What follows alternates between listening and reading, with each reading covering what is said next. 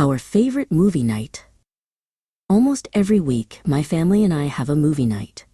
It's my favorite night of the week, but first, we have to pick a movie, and that's the hardest part.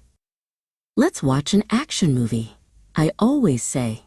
I love movies with fast car chases and heroes who save the day. I always cheer when the good guys win. Or what about a science fiction movie, I add?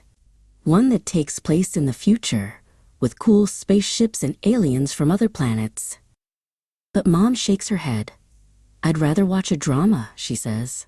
I love movies with my favorite actors. Sometimes her movies are sad and make her wipe a tear from her eye. Or a comedy, she says, her face brightening up.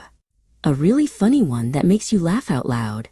She lets out a big laugh just thinking about it. That's when Dad comes in. How about a horror movie? He asks with a spooky grin. One with a big scary monster. Or a thriller, he says, wiggling his eyebrows.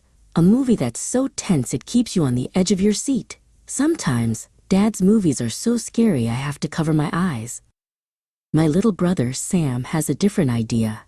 I want to watch an animated movie, he shouts. With cartoon characters. Sam loves cartoons more than anything. On Saturdays, Sam goes to the movies with his friends. He always gets a giant popcorn, lots of candy, and a big soda. He usually comes home with a tummy ache. I know, Dad says. How about a documentary? We can learn about real things.